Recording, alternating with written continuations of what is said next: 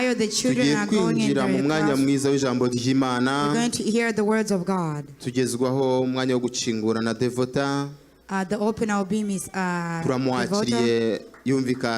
We'll welcome her.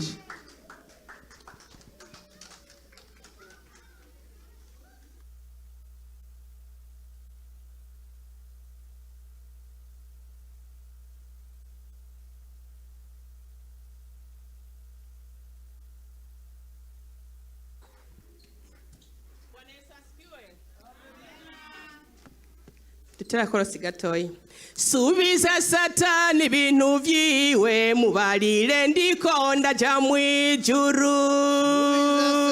Hallelujah. Subiza Satani bintu vyiwe mubarire kuri kuja mwijuru. Hallelujah. Hallelujah. Shengero munezegwe. Bwana Yesu asifiwe. Twimije misi mikuru ryoshe cyane. We await a big celebration, a big event. Yesu Kristo agiye kuvuka. Hallelujah. Because Christ is going to be born once again. Amen. Tugiye kwakira n'umwaka mushasha. Hallelujah. Receive a happy new year. Amen. Ya hamarika imbere ya byose. But before everything else, manza gushimira Imana yo mu ijuru. First, I thank God in heaven. Yangiriye neza. For God has graced me. Nkabashoboye guhagarara imbere y'ishengero kuno munsi. To stand before the church. Iyi ndwi naragwaye pe. Because this week truly I was very sick. Ndakorora cyane. I was sick, I was coughing. Biranka ko mvuga. To the point where I couldn't speak. Navuga nkaca nkorora. And when I spoke, I would cough. Ndavuga man ibi ni biki. So I said, God, what's going on to me? I have been appointed with so many work to do. That I have a work to preach your word. But what is going on now? But I saw it was Satan is fighting, Satan is testing. But I thank God because God's so powerful. Our God to praise is so powerful. The God of praise is the mighty God who can. Because at this moment he can speak. Hallelujah. Has ended, amen. It's by God's grace. And I thank God's servants. For they have faith in me and upon me to come and preach God's words. And Son of God, the moms, the women are very happy from yesterday. I gave us a good time. All the women are very happy. To be overjoyed and be happy. Amen. Let's applaud to God. It's a blessing because they give us sufficient time to God as one. The one, if you're not there, you lost something. And if you are there, you gain many things. If you're not there, you gain nothing. We thank our husbands for giving us the opportunity to go and serve God with our freedom and our own will. My husband is not here, but I thank him as well. Because in God's word, God with no stress, no pressure, but with freedom with one will, that is for God to be praised. Amen. I want us to converse the word of God that God has given me to share with you. My topic or the title, I called it, Musubize Satani, the return to Satan. Ivyapfuye Vyiwe. All the dead things. Wakire Bizima Vyawe. And receive the living things. Muhe Satani Ivyapfuye Vyiwe. Set all the things that's rotten. Wakire Bizima Vyawe. And receive the things living as well. Muhe Satani Ivyapfuye. Give Satan all the rotten things. Wakire Bizima. And receive the living things. Ubijane mu mwaka mushasha. And bring it to New Year. Udafise vya Satani bipfuye. Without certain thing is dead. Ariko tubimunyage. But let's take from Satan. Tugire ivyacu bizima. And let's have good things living. The good talents that Satan took away from us. Let's give back to Satan and take the good things living things and receive Christ with our own living things. That thing is powerful. That's not dead. Our things that we have, it's not dead, but it's living. Amen. Ya turasoma ijambo ry'Imana. Are we going to read the word of God? Mwalimu uradusomera. We are going to ask the evangelist to read for us. Abami ba mbere. We're going to read 1 Kings. Ku murongo wa 16. 1 Kings chapter 16. Usome ugeze 21. Oh, I'm sorry. Abami ba mbere gatatu. 1 Kings chapter 3. 16. Verse 16. Ugeze 21. And 21. Kaze mukozi w'Imana. Usome mu izina rya Yesu. Amen. Igitabo c'abami igice ca gatatu umurongo wa 16 kugeza ku murongo wa 21. Salomo acira urubanza abagore babiri. Bukeye bamaraya babiri baza ku mwami bahagarara imbere yiwe, umwe muri bo aravuga aturazirikanye mugenzi, jewe n'uyu mugore tubana mu nzu imwe. Bukeye mvyara umwana turi kumwe mu nzu, maze iminsi 3 mvyaye, uyu mugore nawe aravyara, kandi twari twenyene ata muntu wundi yari kumwe natwe mu nzu, atari twembi gusa. Hanyuma umwana w'uyu mugore ahenga mwijoro arapfa. Nyina yamuryamyeko nawe aca avyuka mu gicugu ankura umwana iruhande nsinziriye jewe umusavyi wawe. Amuryamika mu gikiriza ciwe, wa wundi yapfuye amuryamika mu gikiriza canje. 21 ngo mvyuke konsa umwana, bugira buce nsanga yapfuye, ariko bukeye ndamwitegereje nsanga siwe wiwanje navyaye. Hallelujah. Amen. Let's read English again. That's 1 Kings chapter 3, verse 16 and 21. The title says, A wise ruling. Now 2 prostitutes came to the king and stood before him. One of them said, Pardon me, my lord. This woman and I live in the same house, and I had a baby while she was there with me. The third day after my child was born, this woman also had a baby. We were alone. There was no one in the house but the 2 of us. During the night, this woman's son died because she laid on him. So she got up in the middle of the night and took my son from my side while I, your servant, was asleep. She put him by her breast and put her dead son by my breast. The next morning, I got up to nurse my son, and he was dead.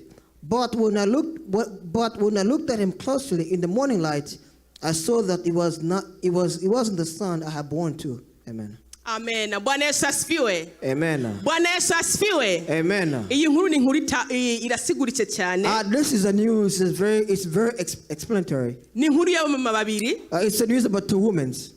Umwe yaryamiye umwana we. The one mother slept on a child. Arapfa. And that child died.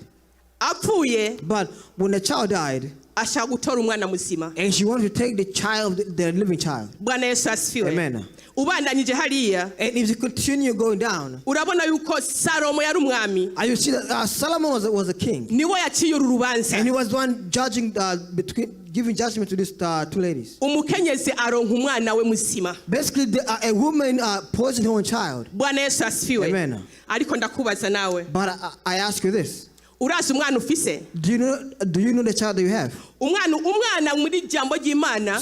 Whenever the Bible says a child or a baby, it's compared to a gift, to a talent. A child is compared to a talent. Amen. A child is your talent.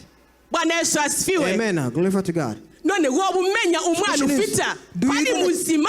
Do you know the child you have and if that child is alive or not? cyangwa ufise umwana yapfuye? Or do you have a dead child? umuzima yaragiye. Hallelujah. The living one has left you. woba ufise umwana yapfuye, umuzima You yaragiye. have a dead child and the one that's living has been taken away from you. Bwana Yesu asifiwe. Amen. Uyu mukenyezi tubonye yuko This woman I've seen, yarabyutse she woke up in the morning. aje konsa umwana we. She woke up to nurse her child. Yeah. woba uvyuka konsa umwana? Question is, do you nurse a child? Do you woba nurse a child? wikangura kuraba umwana Do you wawe? wake up in the morning to look at your child? woba wibuka kuza Do you kuraba umwana ko ari remember to look muzima? at your child that he or she's alive? harimo abantu basinziriye Because some are sleeping now. batamenya ngo umwana But afise ni the muzima cyangwa child that they yarapfuye. have is dead or is living. kuraba umwana no kumwosa ni gute? When you say look at your child or nursing your child is in Huawei. ni gukoranira mu ngoro y'Imana. It's God's in God's house. ni gukoranira hamwe It's n'abandi. God's thing among others. ni gusenga kuza mu It's masengesho. worship going into prayer. niho uzamenya ko ufise umwana muzima. That's when you know that your child is ariko living or nimba not. uguma mu nzu But usinziriye, otherwise, if you got yourself to a ngomba sleeping, ndakubwira uzosanga ufise umwana your yapfuye. child is dead. umuzima Satani The child is yaramugeze. living. Haleluya. Satan has robbed him. umuzima Satani The child is yaramutwaye. living. Satan has robbed him. n'umwanya wo kuvyuka It's tough for you to wake up. si uwo gusinzira ngo ugume mu nzu yawe. You should not sleep in your house. no But rather, no. You vyuka should wake up urabe ko umwana ufite and see if your child that you ari have, muzima. what is alive. utaba ufise umwana wawe mu That make gikiriza sure your child you have on your side yapfuye. is not dead. Bwana Yesu asifiwe. Amen. uzabimenya gute ko umwana wawe yapfuye? How would you know that your child is dead? birashoboka. Haleluya. Yeah, you can know and you can find out. It's possible. Bwana Yesu asifiwe. Amen. ushobora kumenya ko umwana You yanyazwe. can know a child has been taken from you. abenshi twavuye muri Afrika In Africa, many were told, or many could know, tugeze muri Amerika that when you go into America, Satani yaratunyaze. Satan has robbed us. kandi abenshi And it's many of us. ntabyo bamenya. And many of us do not know. ntibazi yuko umwana yagiye afise uwapfuye. They have no idea the child they had has been robbed, and the one they have now is dead. wansigurira gute How can you explain to me ko wahora usenga cyane that you used to be a warrior, you prayed, ariko ubu ukaba udasenga? but now you pray no longer? iyo ngabire yagiye he? Question is, where has that talent gone to? iyo ngabire Where yagiye has he? that talent gone to? ntabwo ubona ko wanyazwe? Can you not see that you've been robbed? ntabwo ubona ko ufise Can you not see umupfu? that you have a child that ntabwo is ubona ko umwana wawe dead? Can you yagiye? not see that your child has been robbed Bwana from you? Yesu asifiwe. Amen. kutacegwa mu rusengero Because you were never late to come to church. ukaza abantu amasaha agiye But now you're late.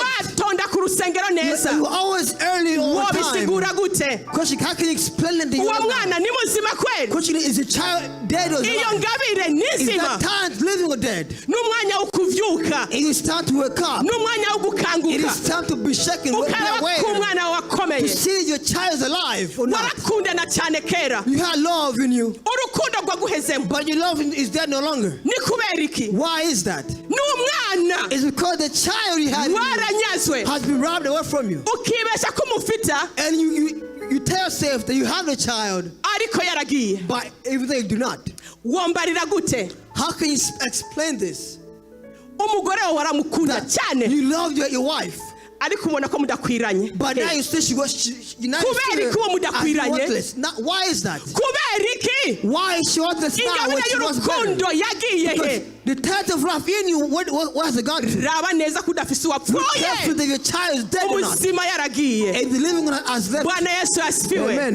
n'umwanya wo kuvyuka It is time to wake up. tukava mu itiro Wake up from our dreams tukamusubiza Satani Vyiwe and give vyapfuye, set to the thing that is dead. kugira ngo twinjire mu So mwaka that mushasha we can step into a new year, dufise ibyacu bizima having a new thing that's living. Yesu Kristo yaduhaye. Christ has given us or blessed us with. Yesu agiye kuvuka, Because Christ is going to be born again. ntavukire mu bucafu. He should not be born in dead things that are dead. Or Bwana that Yesu dirty. asifiwe. Amen. avukire ahantu heza, But let him be born in things ahantu beauty, hasukuye. things that are cleaned. Bwana Yesu asifiwe. Amen. Bwana Yesu asifiwe sana. Amen. Shengero turi kumwe, Are you following? turi kumwe. Are you following? ingabire ufite urayizi. Question is, do you know the time you have? ufise umwana yapfuye ni muzima, Is your child dead or is he or she living? kutaborega ukabuboregwa. Because you were never an alcoholic, but now you are. ingabire yagiye he? Where has your talent gone? kubera kuboregwa. Why are you an alcoholic now? kubera iki? Why? bakenyezi to the women, dukanguke turabe ingabire za we awake to Bizima the talent we had in us. bagabo today. tuvyuke The husband, wake up. twikangure Wake up. turaba abana bacu ko ari bazima And see if our twoye child is living. gusinzira ngo ni ko ari We muri should not be asleep Amerika because we're in America now. no We tuvyuke should be awake. raba umwana Look at wawe our child. byuka wonsa umwana Wake up and nurse your ni ku child. rusengero Come to ni church. ku bakozi b'Imana What God has bari servants. hano abakozi They're b'Imana here for you. baragusengera They're here to pray for you. barakugarukanira ingabire So to yawe bring your talent back. birashoboka It is possible ingabire to you. yawe yanyazwe Your talent has been robbed from you. igarukanwa no It gusenga can no guca return to you bugufi with prayers and Bwana Yesu fasting. asifiwe Amen. Bwana Yesu asifiwe sana Amen. murakoze hama I thank you. ndarangije I'm concluding. ndarangije shengero I'm concluding now. nibaza ko mwumvise ijambo I ry'Imana believe you heard God's umwe wese araba words. ingabire afite He on your own, you know what you afise heard. umwana yapfuye And you know that your ko child afise has. umwana muzima But make sure your child's not dead. murakoze but cyane Imana living. ibahe umugisha Thank you. God bless you. Amen. Amen. turagushimiye mana yacu mana nziza turagushimiye ko uzi ibikwiye buri munsi turagushimiye ko uhereye ku wa Mungu tuvuye hano abakozi baturagije mu maboko yawe ngo uzutuzigamire mu makampani ngo uzutuzigamire no mu mashuri uzutuzigame mu mayira twafashe umwanya wo gusengera iyindi ndwi ngo tuze duhure turi bazima wabikoze twahuye turi yegome wakoze twaje twaduze kumwe wabwira Mose ti Mose bwira ishengero aho bukera tuze duhure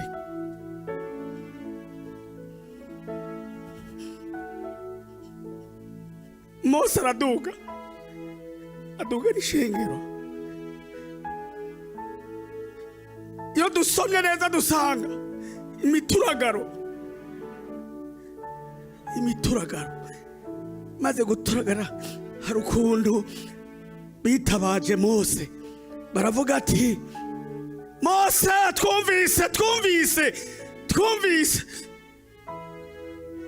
nuko ijambo ryawe rivuzwe ku mugaragaro nibi wagombye ko uyu munsi twumva igihe twasenga ryabaye ibanga ryawe wari usanzwe uzi ibizovugwa muri iki gitondo wari usanzwe uzi amatwi azokumva ibi ijambo ryawe ryo kuvyuka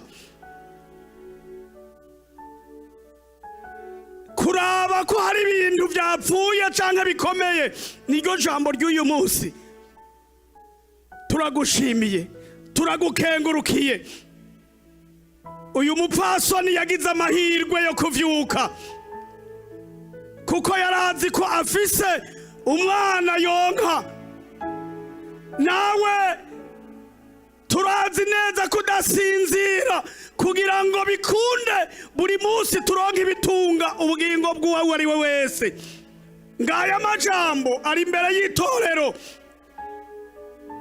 biroroshe kumva ariko kuzigama ntivyoroshe ntibitworohera turasavye ngo amajambo yawe yo kuba maso no kumenya ubutunzi bw'ubugingo dufise tubigendere uduhe gukanguka ibihe dufise ntivyoroshe turagusavye Yesu usobanurira umwumwe iri jambo ico rishatse kuvuga mw'itorero n'abaryumvise bari kumbonesha kure rigira ico ribamarira Yesu uzobukoze turasabiye n'uburi inyuma mwami Imana umutambukiremwo nawe avuge ntagabanye kandi ntiyongere natwe duha amatwi yo kumva no gushingura mu izina rya Yesu Kristo amen.